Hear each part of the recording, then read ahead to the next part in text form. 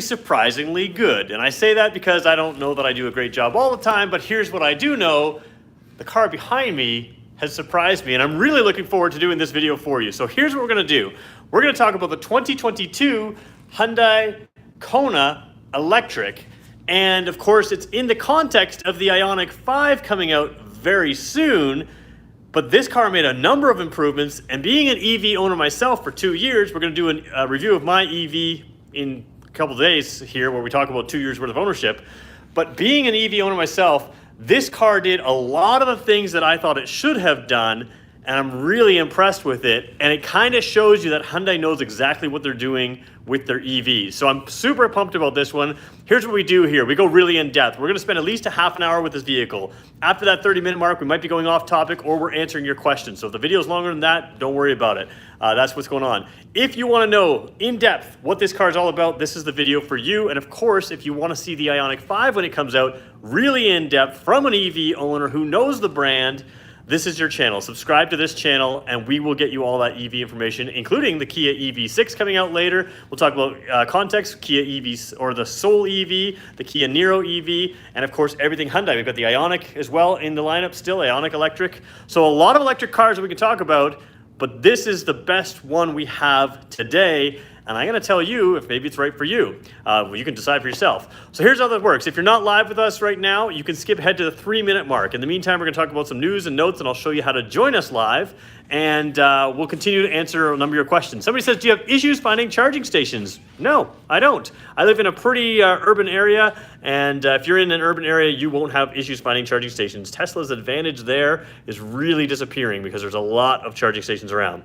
All right, let's talk about how to join us live. I'm on the wrong page, so let's go to our YouTube page. If you want to join us live, we do this every single day, every single weekday, 2 o'clock live. We spend about a half an hour with a Kia or Hyundai product.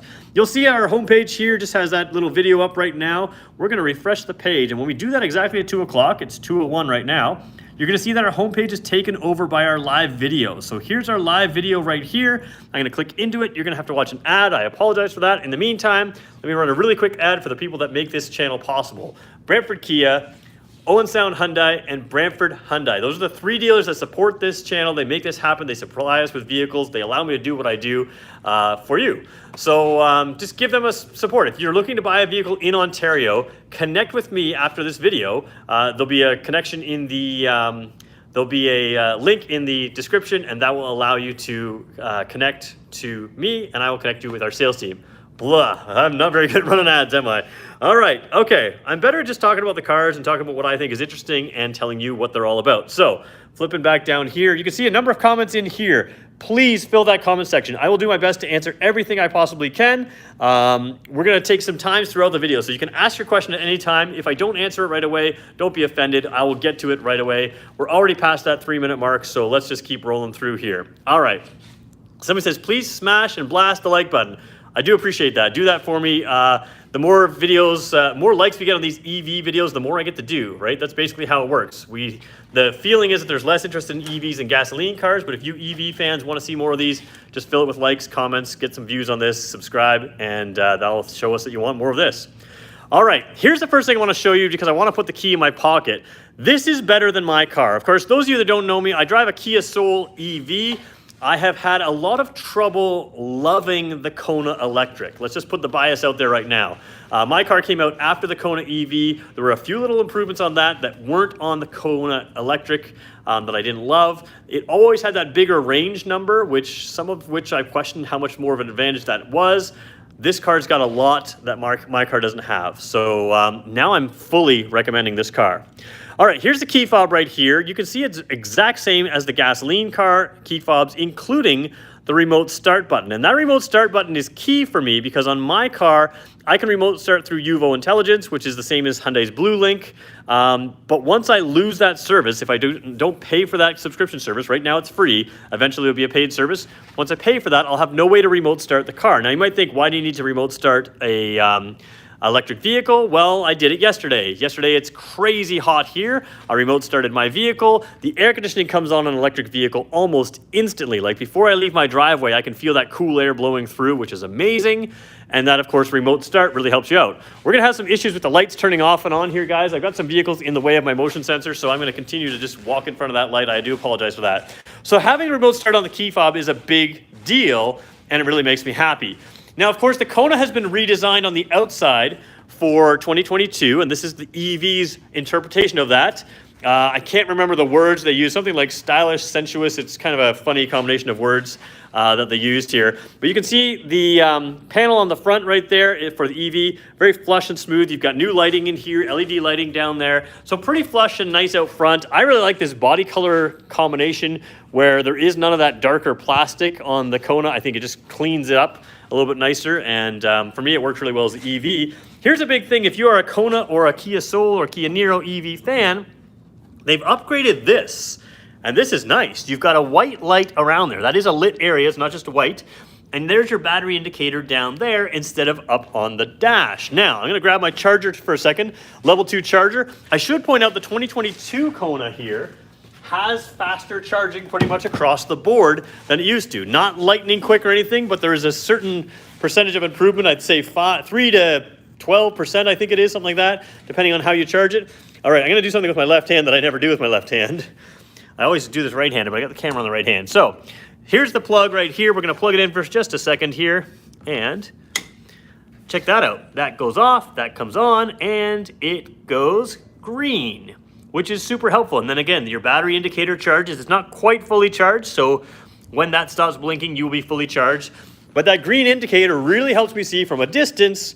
And again, it's not showing great on camera. It's quite bright, or at least bright enough that I can really tell from a distance what's going on with my state of charge. So I really like that feature. I get it. If you're a Tesla fan, you're like, my car's been doing that forever. Yeah, you're right, it has. And it's been a really good idea. And you know where a lot of really good ideas have come from? Tesla. So, but the other thing that's really impressive is Hyundai is onto something here. They're starting to figure out what they do well, and we're gonna talk about some of the things that they do that Tesla doesn't that make these cars desirable as well, and in my case, more desirable. Could have bought a Tesla, chose not to buy a Tesla because I do like these ones better. All right, so somebody said that something nice is on the Kia Soul, for instance. There's a hook for this, and that's true. There is a little hook for this on my car. There's not on this car. It is something nice. You know, it is what it is. We're gonna have my car in here in a couple days where we do a 2-year ownership review. There is a button over here. I'm gonna have to do some sleuthing. I don't know what that button does. If somebody on the internet does, they can let me know. I'm gonna have to look into that, see what that, I don't know if it's a button or anything, but there is an indicator there, something that is, or indicates that something's different there. And if you do see that in the video and ask me, I'm not sure. You've got new wheels as well in this look here. I think what I'm gonna do is unplug it just so I can put the vehicle in drive and reverse and various things. We're gonna show you some range numbers. Oh, it's not set up the same way mine is. Somebody said it might pop the hood. Yeah, it doesn't. So we're gonna unlock the car here for a second, all the doors. This can come out. Yeah, it doesn't do what I would think it would do. It's not an obvious thing, so it does not pop the hood. I'm not sure what it does. It looks like a button, but it's not. Okay, you guys are gonna have to forgive me. I am normally the guy who hangs up this cord very nicely because I'm that kind of guy. Forgive me on this video, I didn't. I've got one hand on the phone. That blinks if the 12-volt battery is charging. Interesting, that's interesting, okay.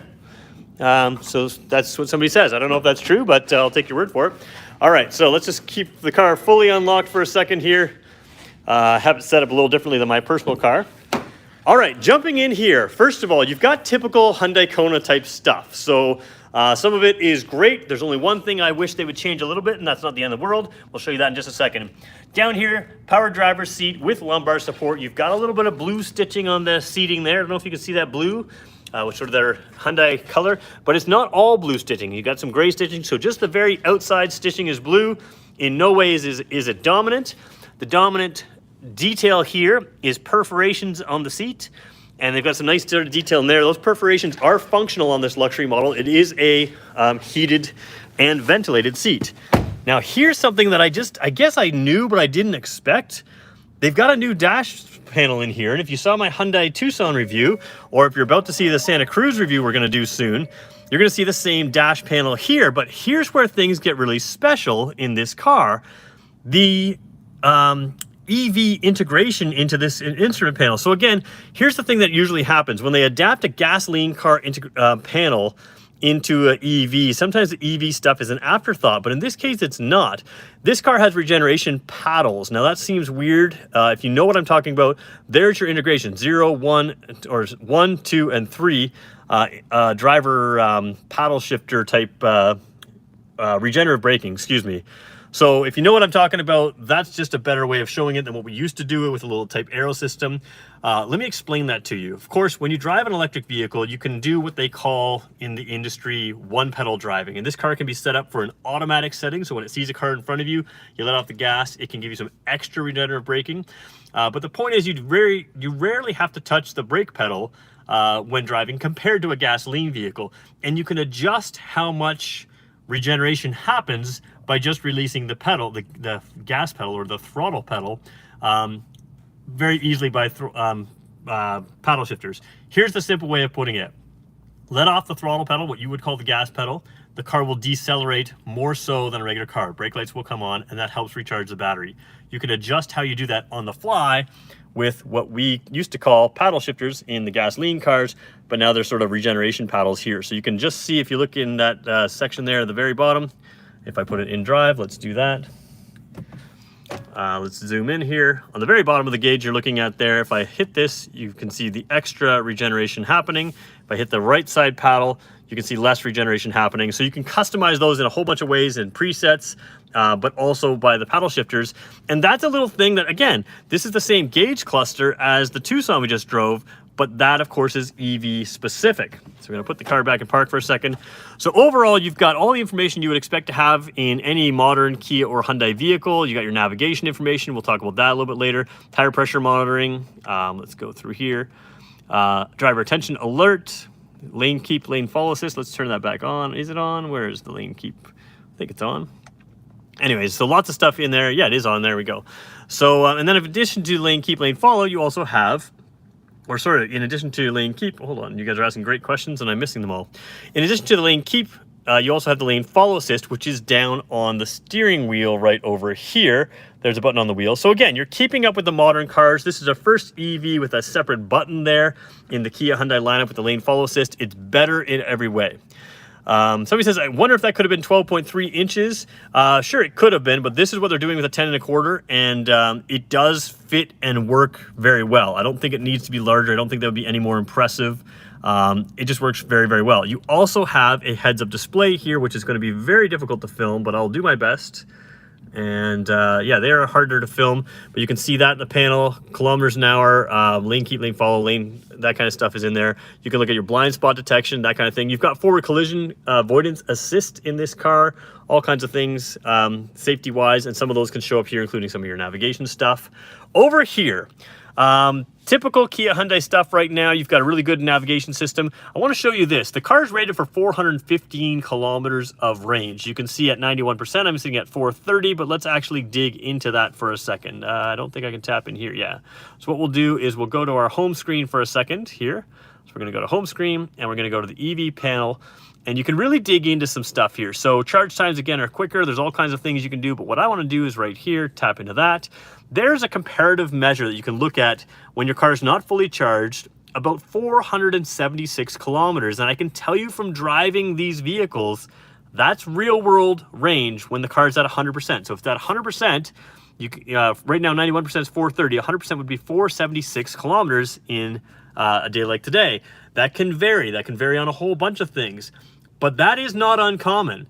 So somebody says, hey, I want to see 500 kilometers plus. This car, not the 2022s yet because I haven't driven it, but these cars, the Konas, have gone over 500. The Kia Niros have gone over 500. The Kia Souls have gone over 500. I've seen them. Customers have sent me pictures of their cars going over 500 kilometers range. Is that typical? Is that usual? No, that's not typical. I would say if you have to sort of baby it. But in regular driving, to get 425 to 475, pretty common stuff on these cars. So if you're looking for 450 kilometers of range, legitimately this car can do that 3 seasons of the year. In the winter, it's going to be a little bit different. So somebody says, rephrase, 500 kilometers plus with the AC running. Yep, 500 kilometers on this car with the AC running. Not 500 with the with the heat running. The heat is going to take more range than the air conditioning. So really good information right there. Okay, guys, just so you know, we're about halfway through my commitment to you. I promise I'll give you 30 minutes of good content. Do me a favor, hit the like button. There's double many people on right now as there are people giving me likes. Do me a favor, give me that 1 split second, hit the like button, and I will continue to give you all the time I can. All right, in this situation, you also have automatic climate control system here. I want to point out one little thing. Let's turn the auto system on here. Let's go back. Let's just go home, and why don't we just do this? We'll hit the map button, so we'll have the map up on one side, and we're gonna have there, right there. So if I change drive modes right now, air conditioning's running, 413 kilometers range. In sport mode goes down to 399. In normal mode goes, eco mode goes to 422. So that's actually more than what we had. Now what I'm going to do is I'm going to hit the driver only mode. What that does is it changes the climate to driver only mode. I have argued for a long time, it's very hard to see because the camera's having trouble focusing there. Very easy to see in real life. I have argued for a long time that the driver only mode is really useful in hybrid, less useful in electric. Let's see what happens to our range when we switch it to driver only mode. Oh, we said 2 kilometers, right? 420, what do we get? 1 or 2 kilometers there. 423 and 422. Okay, 1 kilometer range, over 422 kilometers. By going driver only mode, you can save 1 kilometer. What I'm saying is, if you're the EV driver who's using that mode and you've got passengers in your car, you're a bad person. Don't do that. You don't need that much range savings. It doesn't make a difference. So again, driver only mode is nice when the car reaches temperature. You can just save, in theory, a little bit of battery power. There are times where it can save you more than 1 kilometer by directing the vents just at the driver. However, let's be honest, it works great in a hybrid because it keeps that gasoline engine from running more often. In the EVs, it's not a big deal. I'd love to say it's a great idea, but it's not. It's a minor thing. All right, just want to try to show you if I can see this here. I can't. Oops, sorry, I'm trying to flip the camera around. Oh, this is bad camera work. There is a spot underneath this whole area. Very large there. You can hold a purse. You have a 12-volt port on this side. On the other side, you have a USB port. You also have a USB port in here, and you have wireless charging with venting, and that's what you really want to see. That ventilation in there also means it's a little bit faster charging for your phone. That's a good thing. It fits my phone quite easily in here. I think it'll fit fairly large phones. I'm not sure if it'll fit the very largest Samsung Note whatever, but I think any iPhone should have no issues fitting in there at all. And of course that ventilated area, and then you can close it down. So on these 10.25-inch screens, you do have Android Auto and Apple CarPlay. It's not wireless on these yet. I have no indication if it will be wireless. Some of our 8-inch screens have that. The 10.25-inch screens do not. And so there we go. Somebody's saying 480 plus kilometers officially from Hyundai. That's not true. Officially, this car is rated for 415 kilometers, and that's all I can say. I've certainly seen the 480s. That's not an issue to get 3 seasons of the year. So just so you're aware, some of the content we have to be careful about how we frame it in there. But I will say, in my experience, and we sell a lot of Teslas here at Brantford Kia, Teslas seem to be a little bit more optimistic in their predictions, whereas these cars, they can hit their predictions. So we can get that 450, 476, whatever it was on this car. Let's just show the drive modes one more time as we take a look at these gauges. If I switch through the drive modes here, and drive modes in an EV are real fun to play with, and I'll tell you why. Flip through here. There is your normal mode. Very nice white gauges there. There's some detailing in there. They almost look like sort of landscape, what do you call those, elevation type lines, topographic map type lines in there, which they aren't, but they look kind of cool in there. So that's the normal mode. The sport mode really changes things over. Different font. It's like a carbon fiber trim behind the gauges there. I don't know if you can see that, if I can get it focused enough. Sort of looking like a carbon fiber trim. And it looks real. Like, it doesn't look like a screen. It's very clear here. And one more time, we're going to go back to that normal mode, and you can see that there. So that can change the climate system if you want. You can customize a lot of things in here. So changing the drive modes, if you want the climate system to be on an eco mode, you can. If you want to put it in eco mode, but the climate system goes full blast, you can set that up. You can change the regeneration defaults. You can change them all the time. One little thing that people don't recognize is if you hold down this, you know how we talked about those regeneration modes, you get the 1, 2, and 3 down at the bottom there. If you hold down this paddle, you actually have a 4th regeneration mode. So there's actually 5 regeneration modes. There's 0, none, 1, 2, and 3 that you see there. And then holding this down is a 4th one, which technically 0 through 5 is 5, or 0 through 4 is 5, right? You will have full electronic or full regenerative braking without using any wheel brakes at all. Down here is a nice little addition as well. That button there can be customized to a number of different things. So you have a preset there that you can set to whatever you want, and that means you're not touching your screen as much as some other people. And you can set a separate star button over here. So a button here you can customize to whatever you want, and a separate button, like these are different types of stars. This star is filled in completely. This star is hollow. And that just shows you that they are different buttons to customize things. So if there's a feature you use a lot, many times you can set that up. In my car, what I do is I set this up for the Android Auto Apple CarPlay. Coming down here, this is my only complaint about this car. I don't mind the push buttons gear shift. A lot of people say they do. Most of the Hyundais that have push button gear shift, the park, reverse, neutral, drive is a little bit more in order. This one's a little different. If you own the car, you're going to get used to it within a day, but someone who gets in and out of a lot of cars, it's a little bit more confusing. Okay, so we'll come down here, put on the electronic parking brake, and then of course you see down here, the blue is just having trouble filming today. I think I'm trying to get it clearer, but it's just having trouble in there. And you have rump roasters, heated seats out front. You have ventilated seats as well. So 3 levels of heating, 3 levels of ventilation, heated steering wheel, the auto hold, and of course the passenger side has the same thing. Also, looking up here, you still have your Blue Link, which is that cell phone app that we talked about. These are just indicators of that cell phone app, but you also see that you have your 3 garage door openers here as well. Looking up beyond me, let's just over here, you can see that there is a sunroof, and again, it's well placed. It's above my head. It doesn't, on like some sedans, they sort of start here and go back, and you basically don't see them at all in your peripheral vision. So good looking sunroof there. My exterior light turned off again. Here's what we're gonna do, guys. We're going to go take your questions right now. I know there's a bunch of them. Then we're going to go rear seat space. We're going to go trunk space. It has some features in there that I haven't seen before. Just little minor stuff that I kind of like. The refresh on this car is really good. The lane follow assist, the extra stuff, the battery, a little bit faster charging, makes this car better. So we're going to talk about every one of those. We're going to take your questions. We're going to go through some more. So if you have a question that you haven't asked, ask it right now. It takes a second for it to come in. And do me a favor, hit the like button, hit the subscribe button. We'll talk more EVs. One thing that's pretty cool with this car is I can leave it running. I'm inside right now. I can leave it running. I will say, people ask me about EVs in the winter, and I want to say I have not driven this specific car in the winter, but I know exactly what's going to happen. You're going to lose a little bit of EV range. When you're getting what it's indicated as 476, you might only lose enough to stay at 415. You might get 380, something like that. But the point is, you're going to lose some range. Recognize that in the winter.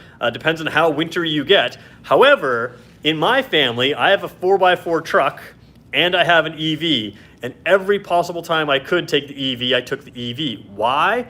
Because I have enough range to do all my running around. And before I leave my driveway, the heat is coming out of that car warm. You've got battery warming systems in this car. So all the latest technology in EVs is all in this, but you also have almost instant heat with a heated steering wheel and a heated seat. You are going to be comfortable in the winter. All right, so we've got a lot of questions. Really great question here that I just picked out of the middle here. Do the brake lights come on during regenerative braking and you're from BC? They absolutely do. Oh, somebody else asked a great question that I haven't got to. You want to know the MSRP of this car? Let's talk about that because that's kind of another surprise for me. Check it out, $49,199. Now that's going to seem like a lot of money. I just talked to the Kia crowd here. Again, I work in a Kia store. We work for the dealer group. Our Kias are still over 50,000 with a similar equipment level to this. They don't have the digital dash. They don't have the lane follow assist in the same way. So there's some things there that is different. But $49,199 is a pretty competitive price. In Canada, you're getting $5,000 from the federal government. In addition to that, and depending on your province, sometimes you may have other incentives. And that's where we're heading for, some of these incentives. So pretty interesting stuff there. $49,199 is a pretty good value in the EV market for everything you're getting here. Let's talk about power really quickly.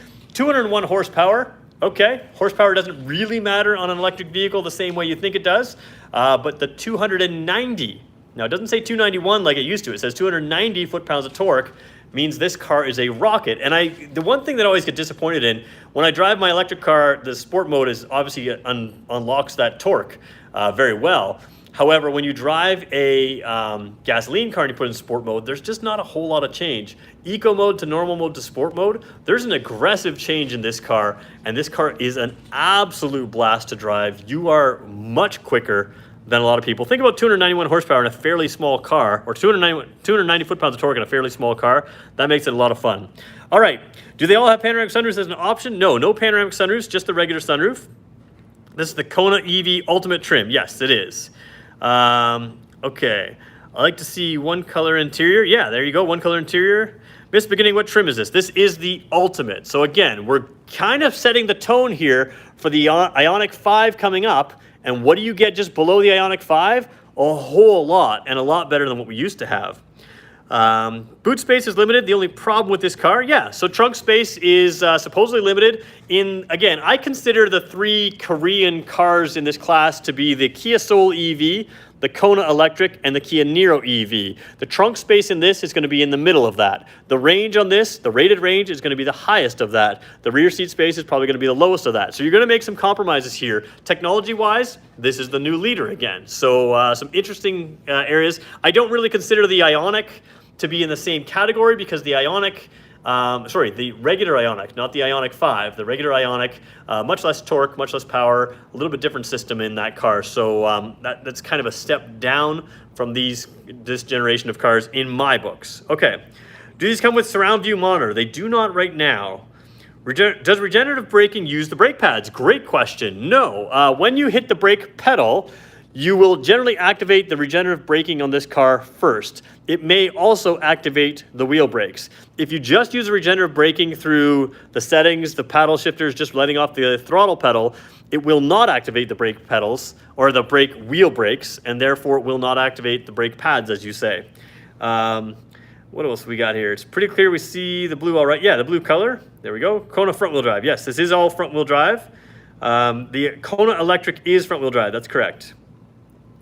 Where are we? I don't suppose I can do a demo of paddle braking in your parking lot. Yeah, I can do a demonstration of the paddle braking in the parking lot. I just want to make sure I'm on that. So what we'll do is we're going to do some driving videos of the EVs very soon. I need to have this vehicle back here. It's hard to show you the driving videos. I'm going to do a proper filmed video to show you some of that rather than doing it live with you guys, but I will do some film videos of that.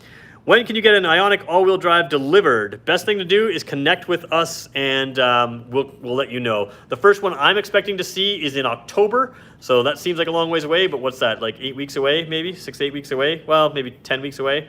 Not too far off right now. All right, just want to make sure we're all back here. Sorry, we lost. Yep, okay, we're all back. There we go. What would Peter and Teddy pick, Kona EV or Ioniq5? Okay, so Kona EV or Ioniq5. Let's just figure that out closer to the end of this video. We'll talk about that in a second. So let's keep going through here.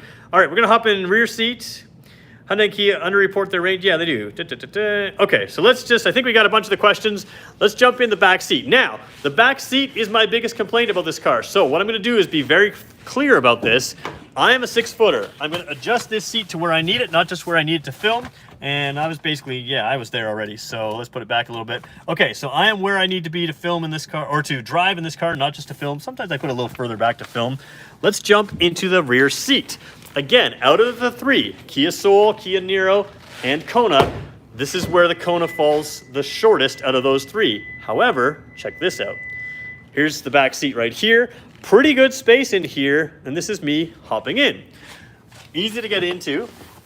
The one thing you're gonna notice is a couple things go on. The Kona doesn't have a ton of headroom space, but I am a 6-footer and I have headroom. If you need more and you like everything else about this car, you're gonna have to go look at the Kia Soul or the Kia Niro. The other thing is with this platform, because these are gasoline platforms as well as battery electric vehicle platforms, they have a higher floor in the EVs, which means sitting in a gasoline Kona, your legs are a little bit closer to the thing. My legs are just a little raised. Now, I want to be really clear. If you drive a Tesla Model 3, my legs are going to be more raised in that than they are in this car. The Ioniq5, I am expecting to solve this problem because it is a fully developed from the ground up electric-only platform. I think the seat will be a little higher, they'll be a little more comfortable. However, the Tesla is built like that, Tesla Model 3 is built like that, and it does not have a comfortable back seat. It really is not. So you're not gaining anything over or losing anything over Tesla. Knee room, same thing. I have enough. I'm a 6-footer. Am I comfortable back here? I'm okay. I'm fine. I can drive for an hour, drive for 2 hours. Do I want to drive for an 8-hour trip in this? No. Am I going to probably do an 8-hour trip in this? Probably not. So again, 6-footer, I've complained about it. It's still my only complaint about this car, but that's a pretty minor complaint given everything else. You do have a here, however, you do have this, which is a really nice feature. 2 levels of rump roasting back here. Heated seats in the back. There we go. So somebody says spotty network. Do I have a spotty network? Let me know. Am I skipping a lot, guys? Do I need to switch the network here, or are we good? If we're not skipping, we'll be all right. Hitch for a bike rack. I have seen people put hitches on these cars. I don't think that comes as an accessory from Kia Hyundai in North America. You do have roof racks. That's the easiest way to put the bikes up top there. You can do that from anywhere. All right, in the trunk, a couple little different things that you have. Of course, trunk space is in between the Kia Soul, Kia Niro. So if you're looking for the same battery pack, same motor, same powertrain exactly, those are your 3 options. This is the in-between size trunk. Nice little things with tie downs back here. You do have a floor that raises and lowers. None of our EVs come standard with a spare tire. However, this one has what's kind of cool. In that inflator kit package, you do have this bag which can hold your level 1 charger. Now here's the thing. You have that little inflator kit. If you go camping with this car, you can set this car up to a utility mode. Essentially, the car can't be driven, but all the power stays on. You can charge your iPad, you can charge your phone, your camera, all those kinds of things in this car and leave that utility mode running. And of course, you have a massive battery pack. You can also blow up your air mattresses using the 12-volt pump that comes in there. So kind of a cool thing. Somebody says, where's Teddy? Well, those of you that don't know what I do with Teddy, Teddy's right over here. Teddy is my trunk measurement tool. Now, actually, I was just gonna pull him in, but I forgot to do one thing. This floor can be lowered, not a ton, but a little bit. And we're gonna need that space when we throw Teddy in here. You can see it really does lower a little bit, and having this privacy cover, we'll be able to leave that privacy cover in when we throw Teddy Bear in there. Why do I use a Teddy Bear to measure trunk space? Very simply because I look at a lot of cars, and I want you to be able to look at the video and sort of get a sense of which trunk is bigger than the other trunk and which was smaller, and then I use the same Teddy Bear every time. He fits pretty comfortably in there. The Kia Soul, he'll fit a little lower. The Kia Niro, he'll be able to go a little deeper, but in there, he's just fine. And if I shut the trunk, the cargo cover will land quite comfortably on its panels there and sit flush, goes another inch or so down. He will sit above Teddy, so Teddy will not be touched in any way with the trunk closed. It's a pretty good sized trunk. It's not massive, not the largest, but it works out. Somebody says the sound is cutting out. All right, give me 1 second, guys. We're back. I've just switched networks to my cell network. Hopefully that'll be a little clearer for you guys. Sometimes we have cell network issues around, or regular network issues. So somebody just say anything to know I'm back online here. Oh, I see me over there, so I guess we're good. Okay, we'll keep going here. All right, so we're 32 minutes in. I'm gonna go back to your questions now, and then if you wanna ask me questions about an EV in general, about this EV, about those kind of things, feel free to ask, and we'll go through those. So we'll talk about that. Okay, we're all good, that's good. All right, so owning an EV, here's what you're gonna find. With 476 kilometers of range and charging networks that are available, unless you're like me and do a lot of your trips in the absolute middle of nowhere, charging networks really aren't an issue anymore. It was when these cars first came out. It's not really an issue anymore. Where in Ontario am I located? So we're filming from Brantford Kia's studio here. This is a car from Brantford Hyundai, and we also represent Owen Sound Hyundai. So that's where we're filming. Do you need a special adapter for your home? Yes, and no, but yes. Okay, so this is a level 2 charger. That's what I use here to plug it in. Normally I coil the cable better, but that level 2 charger will charge this car in about 9 hours. It is a little faster now than it was, and you can charge, and that's from empty to give you your 400 some odd kilometers. If you have a 100-watt charger out in wild, 80% charge in about 40, I think it was 46 minutes, in that high 40 mark to about 64 minute mark. So depending on the style of level 3 charger, these are the ones you're gonna find in the wild. If you're completely empty to 80%, it's gonna take you between about 45 minutes and about an hour and a bit, an hour and 5 minutes or so to go to an 80% charge. Keep in mind, 80% charge on a car like this is gonna be over 400 kilometers. So that's a long day of traveling for just a lunch stop, which you can find a lot of places.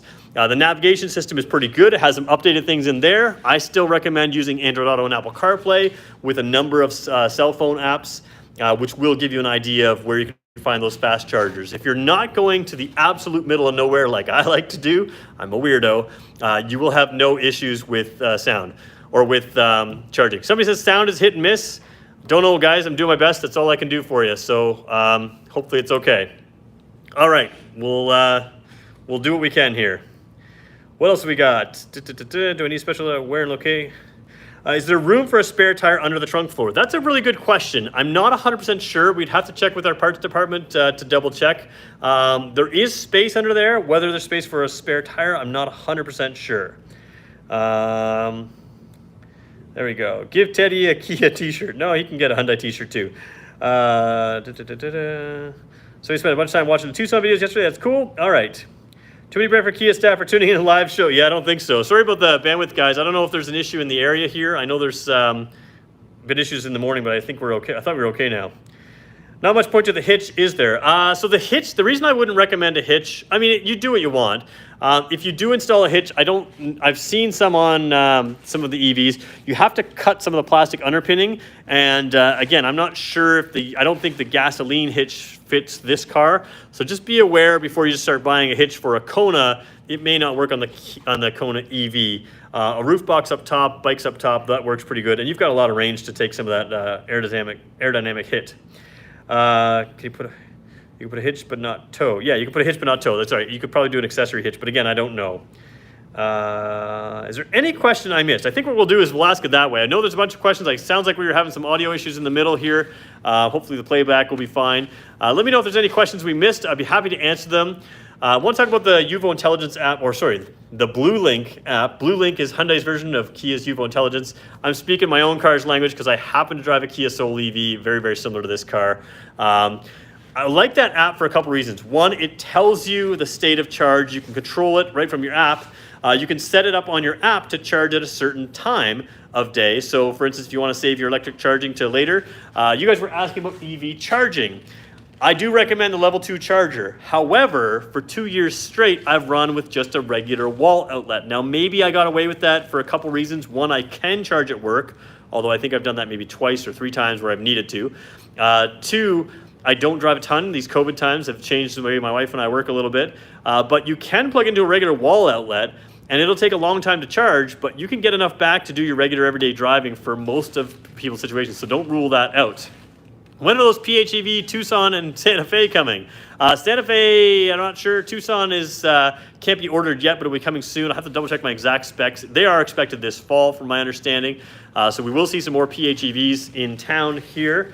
Hope they're paying you good money as I'm doing a great job. Well, I appreciate that. Just tell my bosses I'm doing a great job. And do me a favor, hit the like and subscribe, and then they'll know I'm doing a good job. That's how they measure me right now.